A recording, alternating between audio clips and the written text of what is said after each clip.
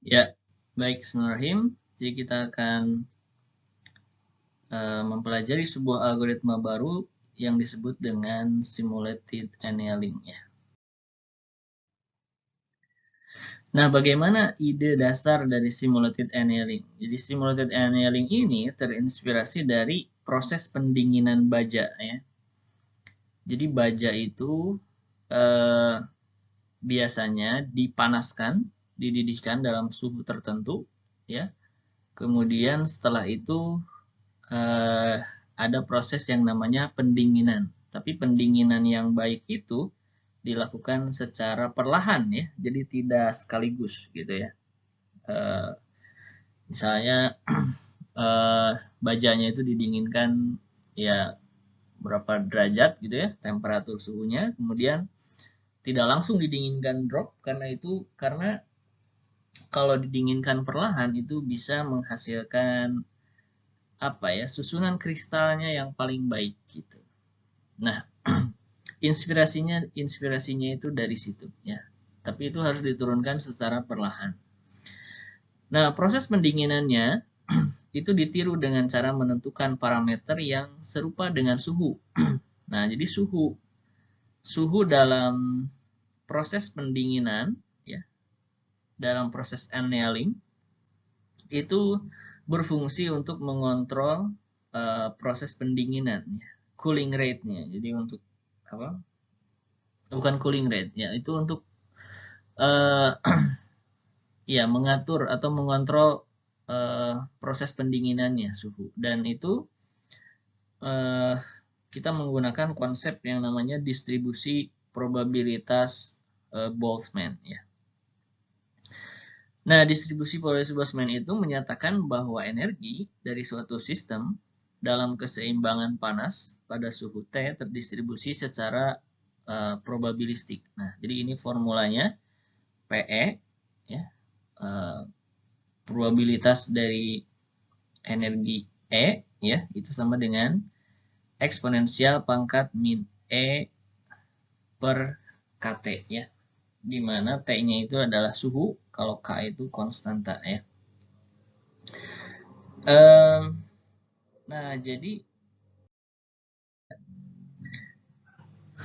Nah, kemudian ada yang disebut dengan kriteria metropolis ya. Kriteria metropolis ini adalah kriteria yang digunakan untuk menentukan apakah solusi baru yang dihasilkan diterima atau ditolak meskipun nilainya tidak lebih baik dari solusi sebelumnya. Masih ingat saat kita mempelajari metode hill climbing, itu ada beberapa variasi kan, ada yang simple, kemudian ada juga yang steepest ascent ya. Jadi bagaimana mencari jalur pendakiannya ke segala arah ya. Ada juga varian yang seperti itu. Padahal solusi ke arah situ itu tidak lebih baik dibanding solusi saat itu. Nah, biasanya algoritma yang menerapkan strategi seperti itu bertujuan untuk menghindari lokal minimum ya. Jadi ada kalanya kita perlu menerima solusi yang lebih buruk karena boleh jadi kalau hill climbing ya, jalur pendakian ke arah situ mungkin ada yang lebih optimal gitu. Nah, ini juga sama ya, simulated annealing juga mencoba menerapkan strategi tersebut. Bagaimana jika kita menemukan solusi yang buruk ya, yang tidak lebih baik dari solusi sebelumnya, itu tidak selalu ditolak, ada kalanya diterima, dan itu bergantung pada probabilitasnya. Nah, di sini disebut dengan kriteria metropolis ini yang mengusulkan yaitu kapan solusi barunya itu diterima atau ditolak pada saat solusinya itu tidak lebih baik dari solusi sebelumnya. Nah, penerimaan atau penolakan ditentukan oleh selisih energi ya. Jadi dicek dulu selisih energinya berapa. EI plus 1 itu adalah energi berikutnya energi yang baru ya, yang ditemukan. Kalau EI itu energi sebelumnya. Jadi kita hitung delta E-nya, selisih antara energi yang baru dikurangi dengan energi yang lama ya. Nah, energi dalam proses annealing kalau kita analogikan dikonversi ke masalah optimasi itu adalah nilai fungsi atau fxi gitu ya. Nilai fungsi untuk xi ya. Nah, jadi kalau delta E berarti setara dengan delta F ya. Di mana delta F itu adalah fxi plus 1 dikurangi fxi gitu ya. Nah, probabilitas diterimanya EI plus 1 ya, diterima atau ditolaknya itu menggunakan prinsip itu minimasi ya. Jadi mencari minimum antara 1 atau E pangkat min delta E per KT ya. Dimana E pangkat min delta E per KT itu adalah distribusi probabilitas Boltzmann tadi ya, yang dipakai dalam proses annealing gitu ya. Nah, jadi nilainya itu bisa 1, bisa juga sesuai dengan eksponensial pangkat min delta E per KT itu. Ya. Nah, jadi probabilitasnya itu lihat di sini ada piecewise function, fungsi yang didefinisikan oleh dua kondisi ya. Jikalau delta E-nya itu lebih kecil atau sama dengan 0, maka probabilitasnya 1. Kemudian kalau delta E-nya lebih besar dari 0, maka probabilitasnya E pangkat min delta E per KT ya. Apa makna dari delta E-nya lebih kecil dari atau sama dengan 0? Itu kan artinya delta E-nya itu negatif ya. Kalau delta E-nya negatif, berarti energi yang baru yang dihasilkan itu nilainya lebih kecil daripada EI, ya enggak? Daripada energi yang lama. Atau kalau kita konversi ke nilai fungsi yang baru nilainya lebih kecil daripada nilai fungsi sebelumnya, ya kan? Kalau negatif berarti EI plus 1 ini lebih kecil ya kan? Lebih kecil dari EI. Hasilnya kan akan negatif, ya kan? Kalau nilai EI plus 1-nya lebih kecil dari EI. Nah, apa artinya kalau energi yang baru dihasilkan ini nilainya lebih kecil dari energi sebelumnya? Itu kan artinya kalau ini asumsinya untuk kasus minimasi ya. Asumsinya untuk kasus minimasi. Jadi untuk kasus minimasi, kalau kita menemukan nilai fungsi yang lebih kecil dari nilai fungsi sebelumnya, itu kan berarti solusi barunya lebih baik, ya kan? Dari solusi sebelumnya. Misalnya, EI-nya itu adalah 20, kemudian EI plus 1-nya adalah 15. Kita menemukan energi yang lebih kecil dibanding energi sebelumnya, ya kan? Nah, maka kita sebut EI plus 1 itu kan lebih baik, ya kan, untuk kasus minimasi. Nah, sehingga di sini kalau nilai EI plus 1-nya lebih kecil daripada EI, maka itu kan delta E-nya akan negatif. Kalau delta E-nya negatif, maka probabilitas diterimanya solusi yang baru, ya, EI plus 1 ini adalah 1, ya. Artinya akan diterima, ya.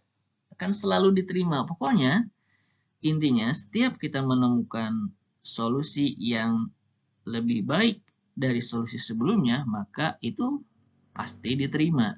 Nah, itu maksud dari definisi fungsi yang pertama ini. Nah, untuk definisi fungsi yang kedua, ya, kalau nilai delta E-nya lebih besar dari 0, ya, selisih energinya positif. Nah, selisih energi positif itu kan berarti EI plus 1-nya nilainya lebih besar daripada EI, ya kan? Misalnya EI plus 1-nya itu 20, dibalik ya, EI-nya itu adalah 15. Jadi solusi barunya 20, solusi lamanya 15. Nah, kalau algoritma yang biasa yang tidak menggunakan strategi ini, maka itu kan pasti ditolak untuk kasus minimasi karena solusi barunya itu lebih buruk daripada solusi sebelumnya, yaitu 15, ya kan? Nah, akan tetapi dalam simulated annealing itu belum tentu ditolak, gitu ya. Belum tentu ditolak. Nah, dia ada kemungkinan diterima, tapi dengan probabilitas ini, ya. E pangkat min delta E per KT, ya. Nah, probabilitasnya itu ditentukan pada berapa delta E-nya, berapa selisih dari energinya, ya, yang nilainya itu positif, ya kan? Kemudian dibagi dengan KT. Nah, nilai K ini biasanya kalau saya lihat nilainya itu biasanya 1, ya. Berarti tidak terlalu berpengaruh. Nah, cuman nilai T ini yang cukup mempengaruhi, ya. Jadi T itu adalah temperatur, ya, suhu, ya. Ini kan tadi ada proses pendinginan, ya. Jadi ada yang disebut dengan suhu, yaitu T, dan di sini suhu itu akan mengontrol proses pendinginan, ya.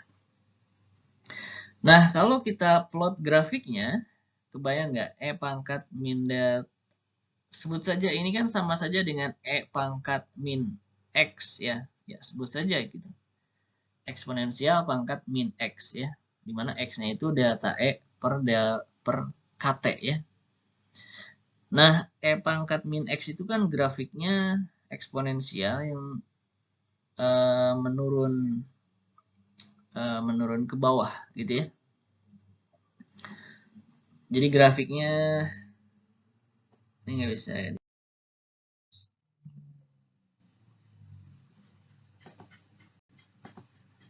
Nggak bisa balik. Oh, ini ada pensil.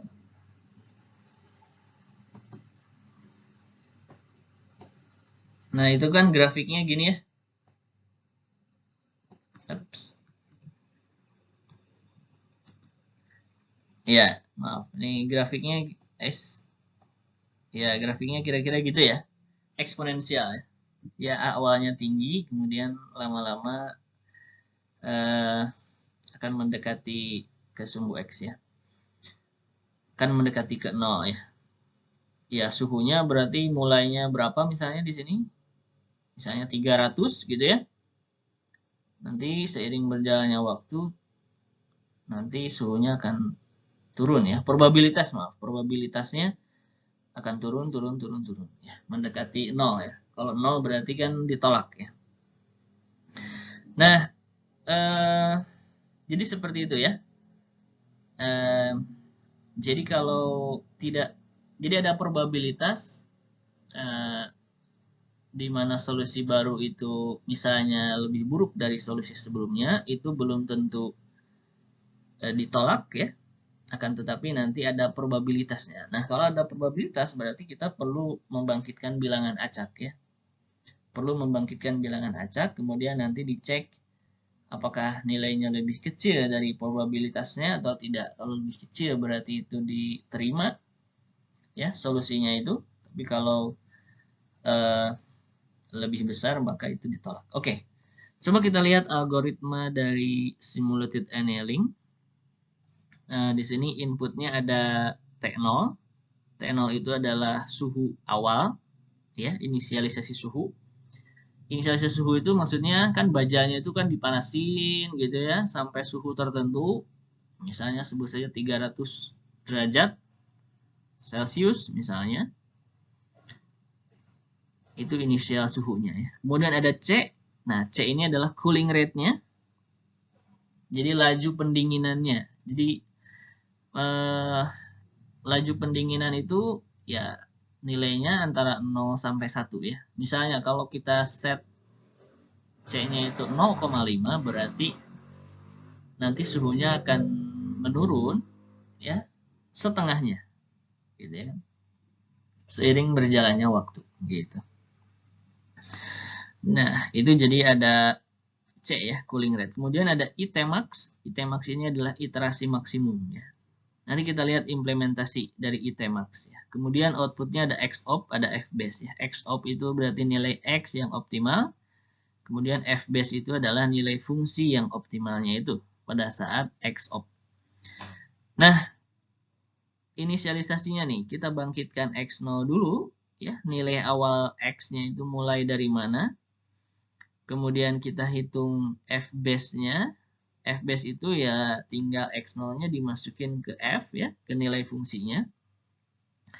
Kemudian kita set T-nya itu sama dengan T0 ya. Jadi temperatur awalnya itu adalah T0. Kemudian iterasinya kita mulai dari 1 ya. Nah, kemudian di sini ada pengulangan. Nah, kriteria penghentian. Jadi selama kriteria penghentiannya belum tercapai, maka dia akan melakukan pengulangan ini do sampai n ya. Nah, kriteria penghentiannya itu apa? Misalnya ketika errornya sudah lebih kecil dari jadi ada toleransi error ya. Misalnya 10 pangkat min 5. Kalau errornya sudah lebih kecil dari itu, maka udah berhenti. Tapi kalau masih lebih besar dari itu, maka iterasinya terus dilakukan. Nah, kemudian apa yang dilakukan dalam while ini, pengulangan ini? Di situ ada if IT kurang dari ITmax ya. Jadi jika IT-nya kurang dari ITmax, maka ini akan dilakukan aksinya ini. Ya, kita bangkitkan delta X berdistribusi Gaussian. Jadi ini kita bangkitkan bilangan acak. Untuk apa delta X ini? Delta X ini nanti untuk mengecek, lihat di sini, ada Fx0, ada juga Fx0 plus delta X ya. Itu artinya delta X ini adalah untuk mengecek tetangga dari si X0 itu, ya kan? Kalau X0 plus delta X itu kan berarti tetangganya dari X0, ya kan? Ya, coba aja bayangkan kalau X0-nya misalnya 2, kemudian delta X-nya 1, itu kan berarti X0 plus delta X-nya itu kan 3. 3 itu tetangga dari 1. Tadi 2 ya, sebesar 1 step. Ya, jadi delta X itu berhubungan dengan tetangga ya, tetangga dari X0. Nah, jadi kita akan cek nih, apakah Fx0 plus delta X itu nilainya kurang dari Fx0. Nah, kalau kita analogikan masalah sebelumnya, ini adalah energi yang baru, ini energi yang lama. Gitu ya. Energi itu disetarakan dengan nilai fungsi ya. Apakah solusi yang baru ini lebih kecil dari solusi yang lama? Oke, di sini kita asumsikan masalah minimasi ya. Nah, kalau solusi yang baru ini nilainya, solusi yang baru ini dihasilkan dari tetangganya ya. Ini kan tetangganya nih. Apakah solusi yang baru yang dihasilkan dari tetangga X0 itu nilainya lebih baik? Apakah lebih kecil dari Fx0 karena ini masalah minimasi? Kalau ternyata ditemukan solusi yang lebih baik, maka ya udah, berarti Fbase-nya kita ganti dengan solusi yang baru itu. Nilai X-nya juga akan diganti dengan solusi yang baru itu, yaitu tetangga dari X0 ya, sebesar delta X ya, perubahannya. Nah, akan tetapi ketika ini salah kondisi if-nya, artinya nilai solusi yang barunya tidak lebih kecil dari solusi sebelumnya. Artinya solusi yang barunya itu lebih besar dari solusi sebelumnya. Nah, di sini ada else ya. Itu tidak selalu ditolak ya. Tapi di sini kita cek dulu berapa delta F-nya. Kalau tadi berapa selisih energinya. Nah, selisih energi atau selisih F itu dihitung dari selisih antara solusi yang baru dikurangi dengan solusi yang lama. Ya kan? Nah, masih ingat tadi di slide sebelumnya bahwa apa itu? Delta F ini nanti akan digunakan untuk menentukan probabilitas, dan probabilitasnya itu sama dengan ini nih, eksponensial pangkat min delta F per KT. Tapi di sini kita perlu membangkitkan bilangan acak ya. Nah, nanti akan dicek nih apakah bilangan acaknya ini, R-nya ini lebih kecil dari probabilitasnya. Kalau lebih kecil dari probabilitasnya, maka akan diterima ya solusi yang barunya itu, walaupun nilainya tidak lebih baik dari solusi sebelumnya, gitu ya. Nah, di sini kan diterima nih, Excel-nya diupdate dengan tetangganya itu, walaupun untuk else ini kan solusi barunya tidak lebih kecil dari solusi sebelumnya, ya kan? Nah, kemudian ini ada akhir iterasi, kemudian nanti iterasinya ditambah 1 ya. Iterasi yang kedua, kemudian N. Oke. Oke, mohon maaf ini, saya baru ngeh. Ini sebenarnya harusnya jangan pakai if ini ya. Karena kalau pakai if, ya udah selesai di sini. Iterasinya cuma 1 iterasi, ya kan? Kemudian dia T-nya akan diupdate dengan cara T-nya dikalikan dengan C, cooling rate-nya. Jadi kalau C-nya 0,5 misalnya, berarti temperaturnya akan diturunkan setengahnya dari sebelumnya. Ya. Kalau 0,6 ya berarti kira-kira 60% penurunannya dari temperatur sebelumnya. Kan gitu ya. Nah, akan tetapi, ini maaf saya ambil dari buku sebenarnya. Oke, jadi di sini harusnya ada pengulangan ini. Ini harusnya bukan if, tapi while. Kemudian IT sama dengan satunya harusnya jangan di situ, tapi setelah while yang ini nih. Tapi sebelum ini nih, sebelum pengecekan IT kurang dari IT max ya. Karena nanti ada yang disebut dengan siklus ya.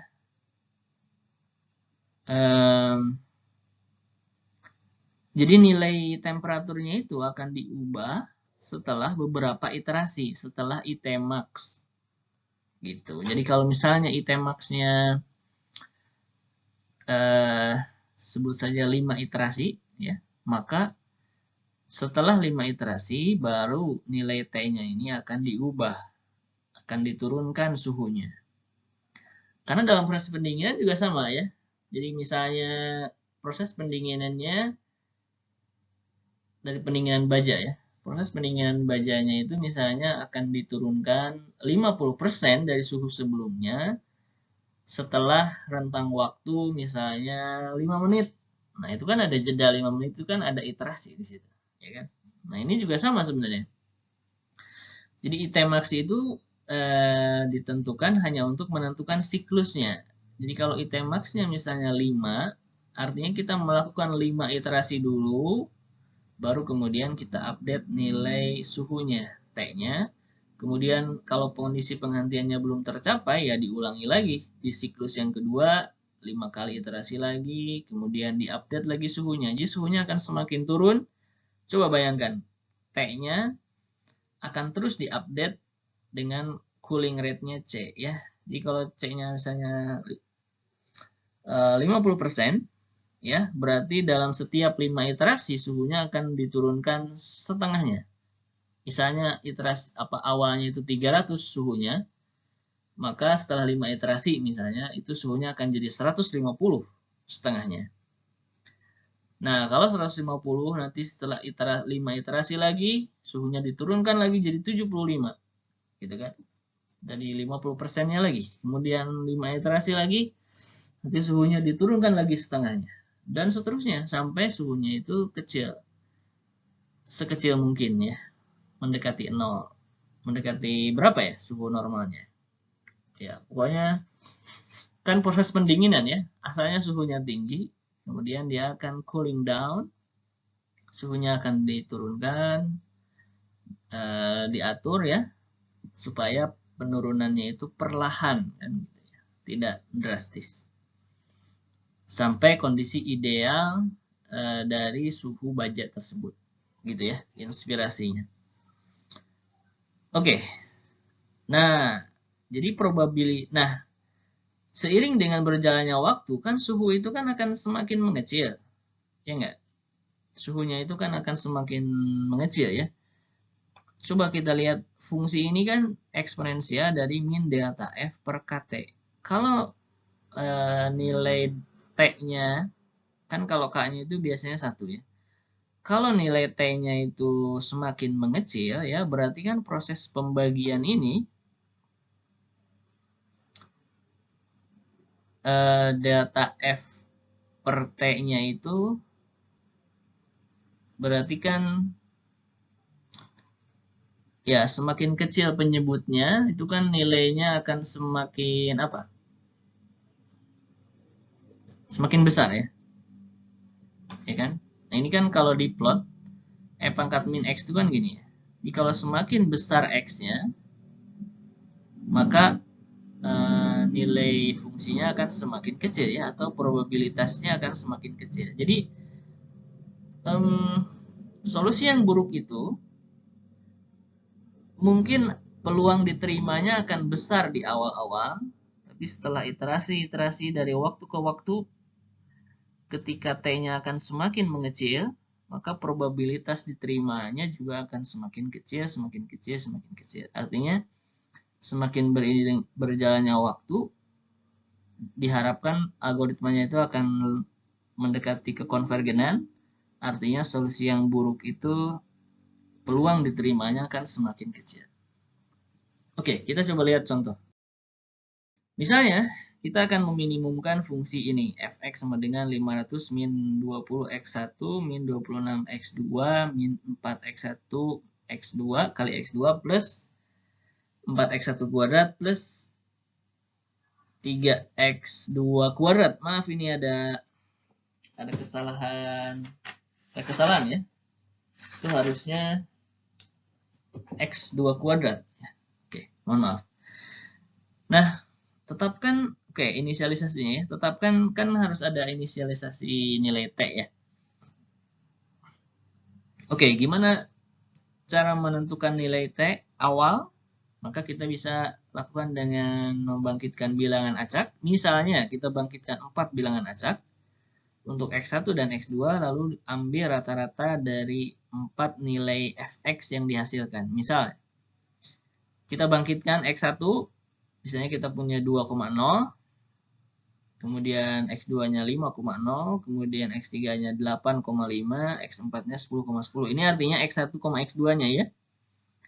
Jadi ini X1-nya 2, X2-nya 0, dan seterusnya. Nah, untuk setiap nilai X yang dibangkitkan, itu kita hitung nilai fungsinya. Ya tinggal masukin ya, X1-nya 2 dan X2-nya 0, masukin ke fx ini. Oke, X-nya ini adalah vektor ya, harusnya di bold. Fx sama dengan 476. Kalau kita hitung X1 ini ya, dimasukin ke sini. Kemudian X2-nya, Fx2-nya itu 340, kemudian untuk X3 nilai F-nya 381, dan untuk X4 nilai F-nya itu 340.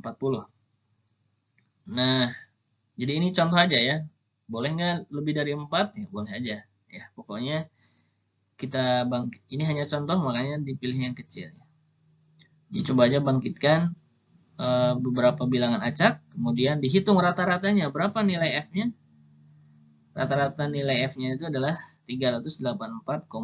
Nah, ini nanti kita akan set rata-rata nilai fungsi dari 4 bilangan acak. Nilai awal dari temperaturnya. Kemudian faktor reduksi temperaturnya atau suhunya itu dipilih, misalnya berapa? 0,5 ya. Kalau penurunannya ingin lebih lambat, berarti semakin besar ya. Jadi kalau misalnya nilai C-nya 0,9, berarti kan laju penurunannya itu semakin lambat ya. Karena itu kan 90% dari suhu sebelumnya ya. Itu kan akan cukup lambat ya. Nah, kalau misalnya sebut saja 0,5, ya jadi semakin kecil nilai C-nya, maka penurunan suhunya berarti akan semakin cepat ya. karena ini kita pengennya penurunan suhunya perlahan, jadi biasanya di setnya ya 0,5 ke atas ya, jadi cukup besar ya nilai C-nya supaya agak lambat gitu ya. Atau penurunan suhu perlambatan penurunan suhu juga sebenarnya bisa juga diatur dengan ini. Jadi ada yang disebut dengan siklus ya. Jadi dalam setiap berapa iterasi kita mengupdate suhu.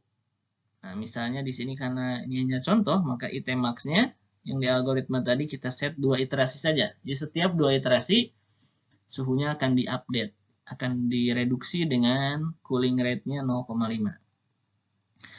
Oke, nah kemudian kita pilih nilai X awal.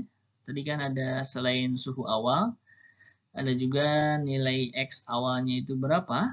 Misalnya nilai X-nya itu adalah 4,5. Ya. Kemudian kita hitung nilai fungsinya, masukin ke... Oke, ini bukan F1 ya. Maaf, ini agak kurang akurat. Ini maksudnya Fx1. Ya, atau bayangkan aja notasi F1 ini adalah Fx1 ya, yang nilainya 349. Jadi masukin lagi ke nilai fungsi tadi, X1-nya 4, kemudian X2-nya 5 ya. Oke, setelah kita inisialisasi suhu dan juga nilai X, maka kemudian kita set nilai C-nya dan Itemax-nya, maka kemudian kita masuk iterasi pertama ya. Nah, di iterasi pertama, kita akan mencari tetangga dari nilai X1-nya ini. Nilai awal X1 ini ya. Jadi kita akan mencari tetangga dari 4,5. Nah, misalnya kita gunakan dalam selang plus minus 6 ya. Jadi dalam bukan radius ya, dalam ya jangkauan 6 step ke kiri maupun ke kanan dari setiap nilai X ya. Dari X1. Jadi kalau untuk X1 berarti kan ini 4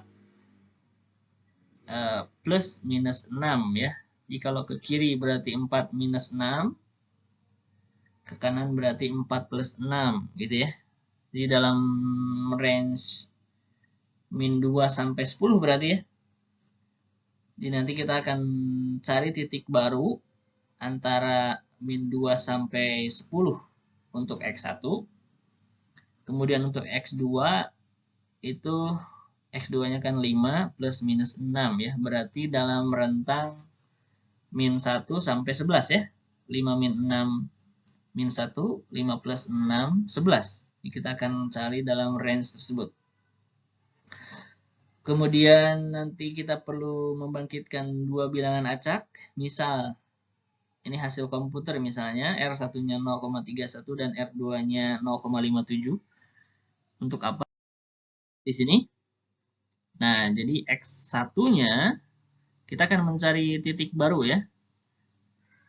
Nah, tadi R1-nya ini akan dipakai untuk mencari X1 yang baru ya.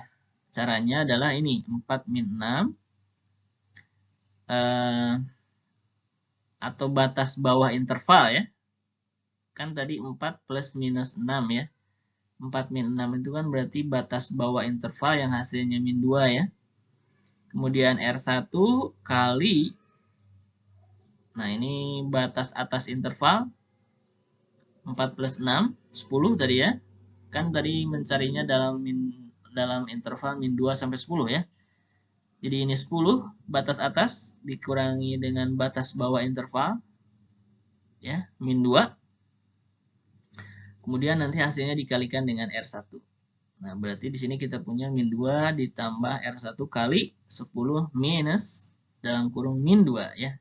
Ini batas atas, ini batas bawah dari interval X1 ya. Nah, kita punya tinggal substitusi ini. Min 2 ditambah 0,31 tadi bilangan acak R1-nya, kemudian dikali 12 hasilnya 1,72. Jadi ini adalah nilai X1 yang baru. Dengan cara yang sama nilai X2 juga akan dicek ya. Cuman di sini intervalnya berarti kita kan min 1 sampai 11 tadi ya. Nah, di sini R2-nya tadi 0,57. Kita tadi misalnya kita sudah misalkan bilangan acaknya, kemudian ya kita hitung dan nilainya adalah 5,84. Jadi ini adalah nilai X2 yang baru ya. Nah, sehingga nilai X yang barunya kita punya 1,72,5,84 ya. Ini adalah nilai X yang baru. Nah, kemudian kita cek nilai fungsinya, F2-nya itu. Oke, ini bukan nilai, maaf, ini notasi matematiknya salah sebenarnya. Harusnya F dalam kurung X2 ya. Oke. Tapi asumsikan seperti itu aja ya. Jadi ini maksudnya nilai X2 ini dimasukkan ke fungsi. Hasilnya adalah 387,7312. Setelah itu, kita cek.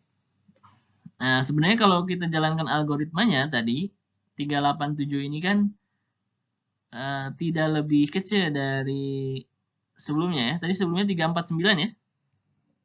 Nanti silahkan dicek di, ini nggak bisa mundur.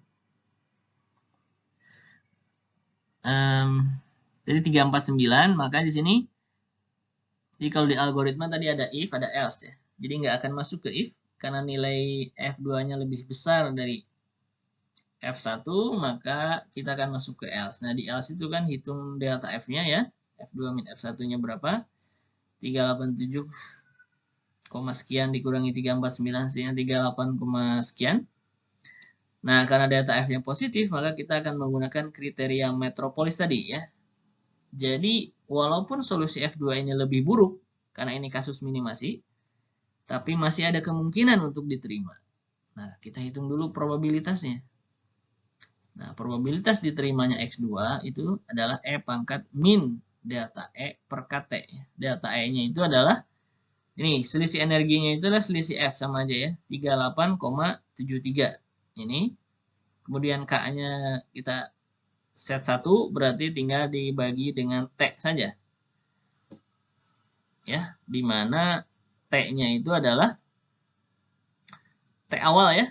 Tadi di slide sebelumnya itu adalah 384,25 yang tadi dihasilkan dari rata-rata 4 nilai F yang dibangkitkan secara acak tadi. Kemudian dihitung, nah probabilitasnya adalah 0,9041 ya. Kemudian kita perlu membangkitkan bilangan acak. Misalnya, bangkitkan bilangan acaknya 0,83. Nanti kan akan dicek apakah nilai bilangan acaknya lebih kecil dari probabilitasnya. Kalau lebih kecil, maka solusi barunya akan diterima. Coba bayangkan, di sini kan suhunya, probabilitasnya masih tinggi ya. Kenapa? Karena suhunya memang masih tinggi ya, 384,25. Nanti kalau seiring berjalannya waktu, suhunya ini akan diupdate terus menurun ya. Semakin kecil penyebut, maka probabilitasnya nanti akan semakin kecil juga. Jadi ini di awal-awal masih cukup besar ya. Sehingga peluang diterimanya itu cukup besar juga. Nah, jadi karena di sini ini lebih kecil daripada probabilitasnya, maka solusi barunya ini diterima meskipun nilai fungsinya lebih besar daripada F1 atau tidak lebih baik dari F1. Oke, itu iterasi yang pertama. Kemudian di iterasi yang kedua, karena Itmax-nya kita set 2 iterasi, maka kita bangkitkan nilai X yang baru lagi dengan selang plus minus 6 dari X2 ya. Oke, kita bangkitkan lagi bilangan acaknya. Misalnya R1-nya 0,92 dan R2-nya 0,73 ya. Nah, kemudian di sini sama dengan cara yang tadi ya. X1-nya berarti plus minus 6 dari X2. X2-nya tadi itu, ini susah mundur ke belakang ya. Berarti di sini, nah ini adalah batas bawahnya ya. Min 4,28. Kemudian ini batas atasnya, 7,72 dikurangi batas bawah. Nah, ini hasilnya. Range-nya tetap 12 ya. Karena kita hitungnya dalam selang 6 ya. Coba bayangkan 6 ke kiri, 6 ke kanan. Berapa jaraknya? Ya 12. Gitu. Jadi mau berapapun nilai dari batas atas batas bawahnya, tetap ini lebarnya, lebar intervalnya, karena batas atas dikurangi batas bawah ya tetap 12. Makanya di sini tinggal 12 dikali 0,92. Nanti ditambah dengan batas bawahnya. Hasilnya 6,76 dan 8,60. Ini adalah X3-nya. Nanti dicek nilai F3-nya berapa? 313, dan seterusnya. Nah, karena nilai F3-nya lebih kecil dari F2, ya udah, karena ini kasus minimasi, ya udah data F-nya kan negatif ya, maka kita terima ya, karena solusinya lebih baik dari solusi sebelumnya. Masih ingat tadi di algoritma itu ada if ya? Jadi kalau memang nilai solusi barunya itu lebih kecil dari solusi sebelumnya, maka ya udah langsung diterima. Karena probabilitasnya kita set 1. Artinya dia selalu diterima. Nah, ya. Kemudian karena iterasi sudah mencapai IT max, karena ini hanya contoh ya, IT max-nya di set 2 aja yang kecil, maka kemudian satu siklus iterasinya sudah kita lakukan, sudah selesai, maka nilai T-nya akan kita update nih, akan kita reduksi dengan cara mengalikan dengan cooling rate C-nya. Jadi 0,5 dikali dengan suhu awal tadi ya, 384,25, hasilnya 192,125. Ini adalah suhu yang baru untuk siklus yang kedua nanti ya. Nah, di siklus yang kedua gimana? Ya udah, berarti kita mulai dari X1 yang terakhir tadi ya, 6,78,8,60. Ini adalah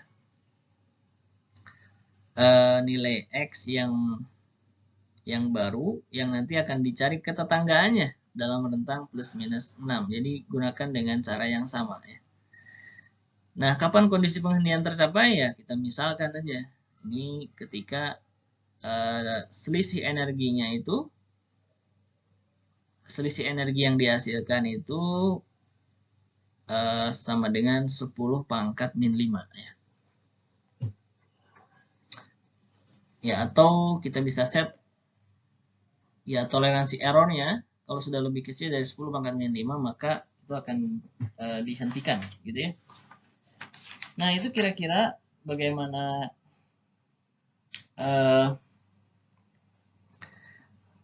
contoh ya, bagaimana implementasi